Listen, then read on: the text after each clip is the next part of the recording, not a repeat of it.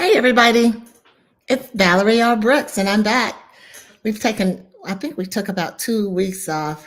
Uh, you know how we have to do regroup, disconnect for a while, give your mind a mental break. But for those that don't know, I'm Valerie R. Brooks, owner of Valerie R. Brooks Real Estate and Business Academy. And I was teaching a course the other day on transformation, and a couple of my students asked me more about my personal transformation, and a couple of them that said that they couldn't make the course that they may be on now. So I decided that I'm going to share my personal transformation with you guys to show how your brain is wired and how it can become rewired, and how I learned how to do this through my care team. I have a neuropsychologist, a clinical therapist, a speech pathologist, and a cognitive therapist. And I've learned so much about the brain, y'all. It's just amazing. And the more I learn, the more I want to learn. My care team gave me different books to read, and I'm reading those books. And I'm going to share with y'all a part of my book that I'm writing. And I wrote it down. I'm just going to read some parts, and then if we have questions later, some of it I'll read, and some of it I'll probably step away from reading. Hi, Sylvester. I see you. So I'm going to get started, and I'm going to share that throughout my journey, I've come to see my life through a completely different lens. You have these lenses, and you just have to reframe them, put a different frame around your lenses. I always say that. And I'm going to share with you Rewired, how my life changed in an instant. And I hope that some of my friends on here, even though I didn't even let them know the time it changed, I'm hoping they see this, because I think they'll have a better understanding of me. And for those of you who are with people that have had a brain injury, or even your parents or loved ones with dementia, this may give you a better opportunity to understand them. I have a whole section on dementia, simply because when I lost my memory, I could relate to how an older person with any person with dementia can feel. My life changed in an instant. In one moment, I was driving. The next, I was in the back of an ambulance. Sirens screaming, lights flashing. I heard people around me screaming, "Oh God, is she okay? Is she okay?" And at that moment, I was going in and out of consciousness, in and out of consciousness. And I just had no idea how deeply that moment would shape my world, because what followed was not just a physical recovery, it was a journey into my own mind. It was a brain injury I couldn't see from the outside, and it forced me to confront the fear that I'd never faced on the inside. You couldn't see my brain on the outside. Well, in the beginning you could, because I was pretty banged up. But as time went on, and my face became normal, my left side became normal, the inside of me was not normal, because that injury didn't just interrupt my life, it redefined it. Because let me tell you about a little bit about me before the car accident. I was someone who thrived on connection, movement, and purpose. And my brain, it was like background music. I didn't even think about it. It just worked. It just took me everywhere I wanted to go. It respected me. It loved on me. Okay. I didn't worry about memory. I didn't worry about speech or filtering my thoughts. I moved fast. I lived on momentum, intuition, and habit. And habit. Um, and like most people, I never thought twice about how my brain worked. Never thought about my brain and how it worked. I mean, on occasions you might say, "Oh, I'm tired, I'm brain drained." But when people say I'm brain drained, I don't think they really know what they're saying. They're basically saying they're tired. But in reality, your brain does drain. It really does drain. and it should not be ignored. I didn't realize how much I took for granted until it was gone. Okay. So let me give you just a kind of, if you can picture. I love to drive. I think I've told you guys in another live talk how I love muscle cars. Okay. I love luxury cars too, but I like the muscle cars with a little luxury because muscles make you feel safe, don't they? So for me, driving represented freedom before the injury. I love cars. I've had many cars since I was 16. I had my first car at the age of 16. I don't know if anybody on here remembers the 300ZX, and that was my muscle car. I love that car. And cars that made me feel safe. And the faster I drove, the better. Driving was second nature. My dad used to tell me I was a good driver. A lot of my male friends would say, "Oh my God, you're a great driver." And driving was freedom to me. I would hop in my car and just go anywhere because I was in control. I could get in my car, go anywhere I wanted, see whomever I wanted to see, or do anything whenever I wanted. And when I lost that, I felt like I lost a piece of my independence. And with that, I lost a piece of my identity. Actually, I felt like I lost most of my identity. After the accident, I was exhausted in ways I just couldn't explain. I forget words mid sentence. I trip over words. I was sleepwalking. I was falling out of the blue. My thoughts would come in fragments like static, like, and then they'll go back out, come back in, go back out. It wasn't attractive. I guess I could say that. It was confusing. I was sad. I was scared. But I,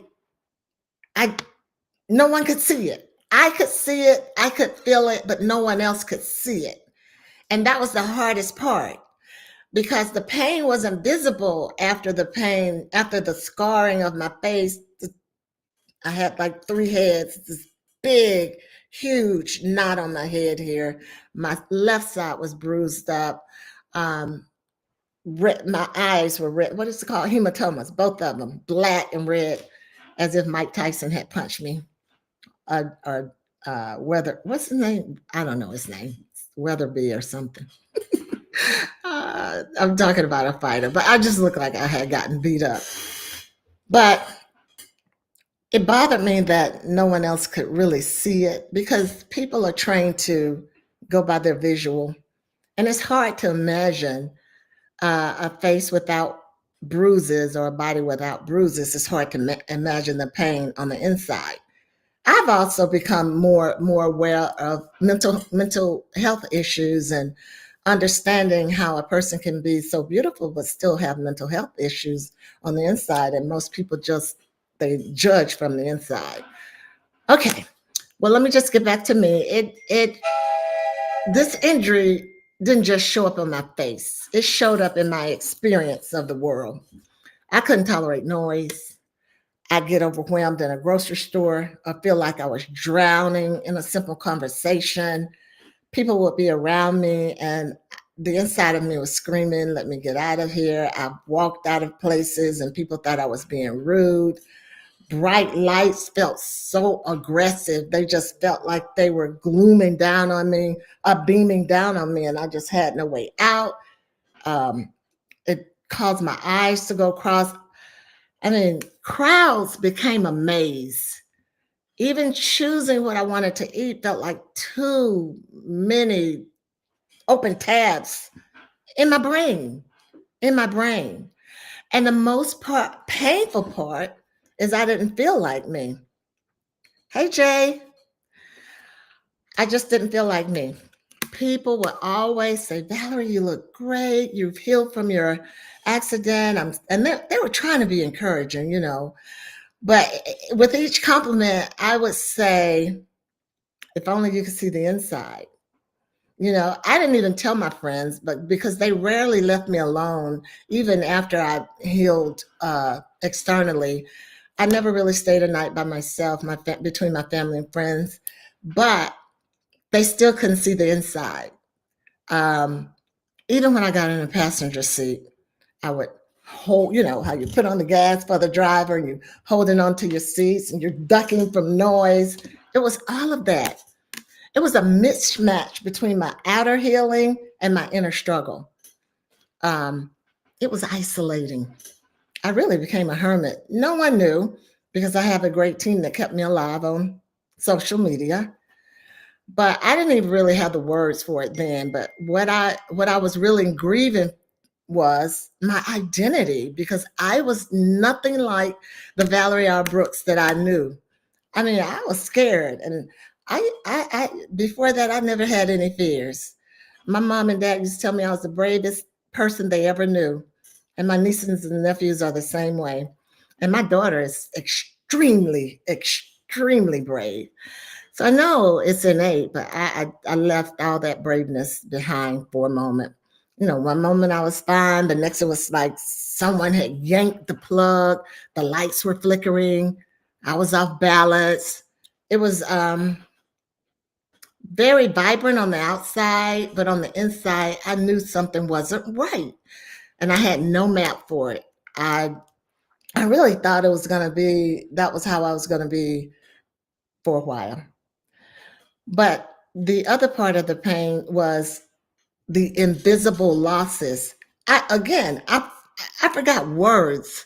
I even now have problems with words. I had to look up the word excerpt to make sure that if I were to say to you, I want to read an excerpt out of your book, out of my book, I wanted to make sure that was the right word. And I have to tell new team members or people that don't know me, when I ask you a question, I'm really asking you a question. I'm not challenging you. Thank you, Jay. I appreciate that. I'm not challenging you. I'm really trying to get my brain back together. But I started shrinking, but it wasn't because I wanted to. It was because my brain no longer trusted the world. And when your brain doesn't feel safe, neither do you. But here's the twist. I wasn't alone. I had a team.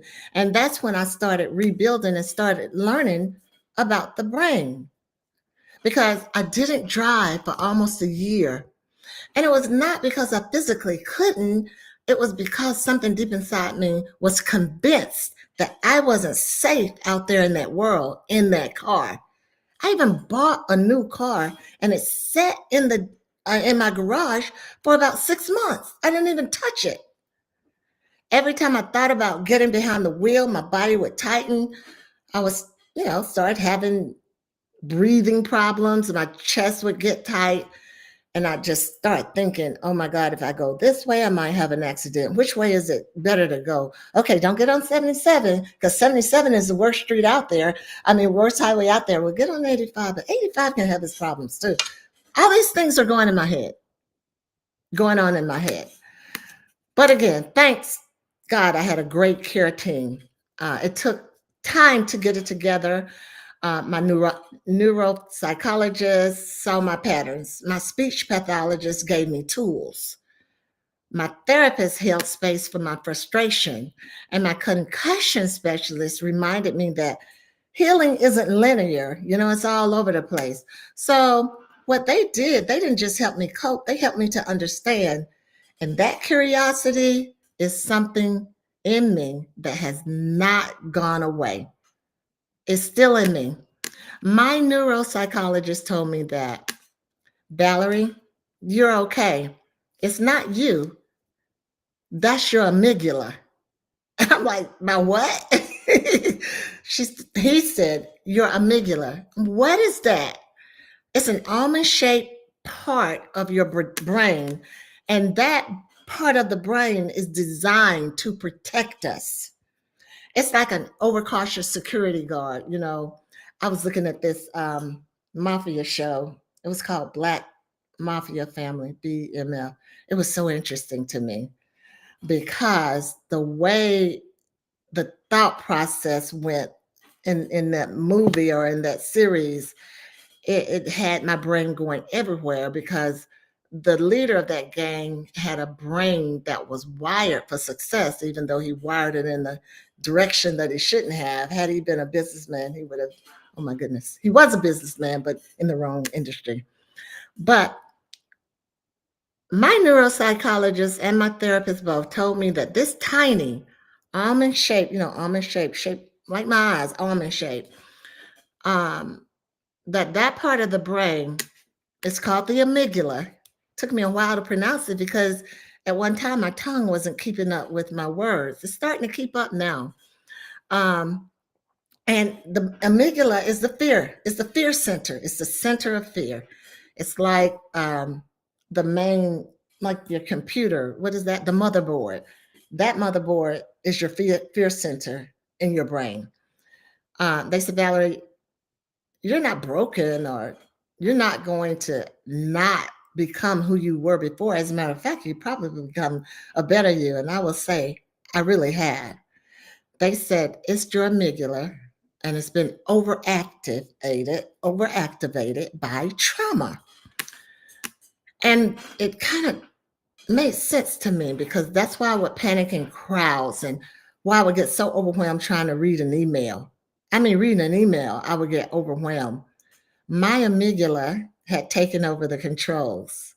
And it wasn't interested in growth. That part just didn't want to grow. It just wanted to keep me safe. It just wanted to protect me. I mean, it's wonderful to want to be protected, but you really don't need protecting from everything. And if that meant keeping me small, the amygdala part of my brain was intentional upon keeping me small. This little almond shaped part of your brain that acts like your bodyguard. I remember Whitney Houston in The Bodyguard. Uh, okay, y'all know I always go back and talk about something else, put a movie in there. I love it. But this little almond shaped part of your brain that acts like your bodyguard is your amygdala. I mean, it's ancient, been in us forever. It's powerful and it's wired for just that one thing, protection. It's just like think about it like a smoke alarm.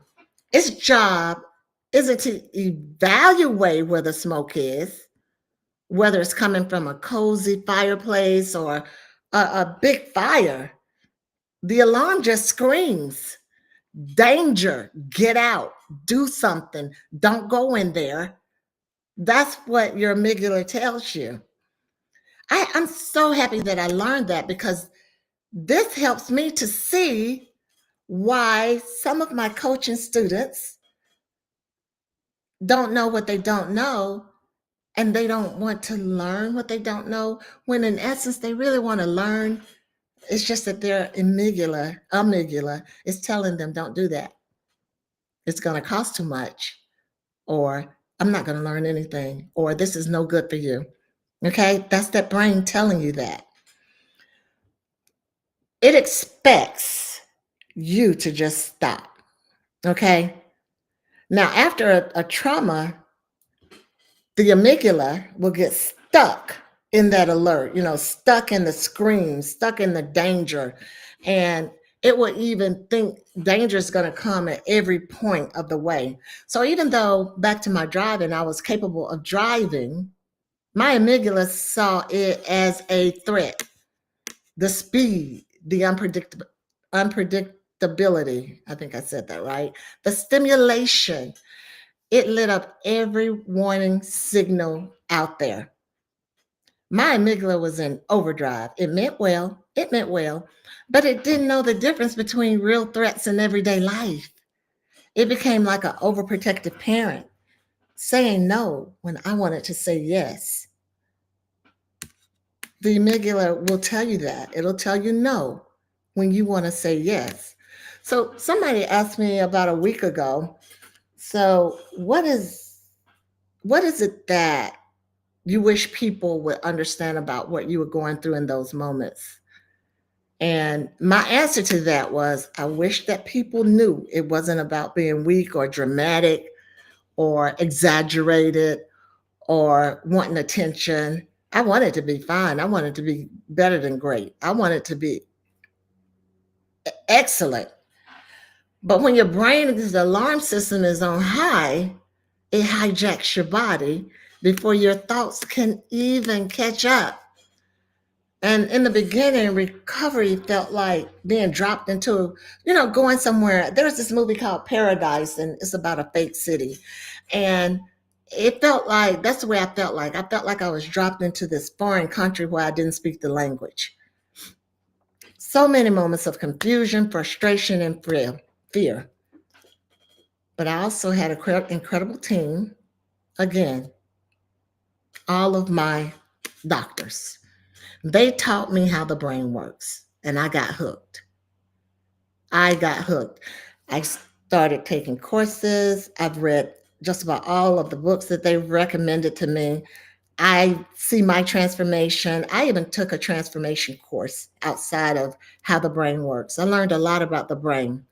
So, therefore, I'm telling you what I know. I'm not saying I'm a psychologist or anything like that. I'm telling you what I know and how I experienced it because I started understanding why I was getting overwhelmed in a grocery store. I started understanding why, like I said earlier, I think I would just stop in the middle of a conversation. One time, a friend invited me to a little gathering. I wanted to go, but I started thinking about the crowd and the noise, and I was like, ugh. I just can't do it. And I'm already an introvert. Can you put that on top of an introvert? Whoa. Now, that wasn't weakness, though. That was just my brain trying to protect me. So, y'all know I believe in the word shift because you have to shift. Shift is like the word pivot. Oh, I remember doing 2020. That word pivot was used so much, I just put it out of my vocabulary. But here's what's wow. Our brains can change. My team showed me how to slowly rewire my responses. And see, a lot of us don't know it's our brain. My silver lining in my brain injury was for me to learn how to use the brain, what my brain was there for, and how I could continue to elevate myself by understanding my brain. I practiced like grounding techniques, breathing exercises, even rehearsing small social situations with my therapist. She literally had to tell me step by step how to get back out. I used to attend every gala there was in Charlotte. I didn't go to any in the last couple of years. I have been paralyzed until I started back coaching and listing real estate. And I felt like I was back in my groove because each time I would take a step forward, I would gently push back against the amygdala, the fear, and I created a new signal for my brain. And that signal says, and y'all can share it if you'd like, we're okay, this is safe. And then I learned that the brain listens. You talk to the brain, it listens. I promise you that. And my fire was lit. Curiosity just took over. It took over me. And I realized the more that I learned, the more I wanted to learn. I found myself again just out there, uh, just wanting to soak up everything about transformation. And then during that time, guys, everybody was out. I'm a transformation coach. I'm a life coach. I'm a this coach. I'm a that coach. And And I would say to myself, wonder have they been through a real transformation? Wonder did they take the course? Wonder do they know how the brain works? And just because you've been through an experience does not mean you can teach it. I even had a real estate agent that she even said, I thought I was a mastery at real estate and I was going to start coaching real estate. But guess what? After being with me, she realized she wasn't ready. She didn't know how anything worked. She just knew her career thoroughly, but not in a place where she could teach it. Okay. And she found that out.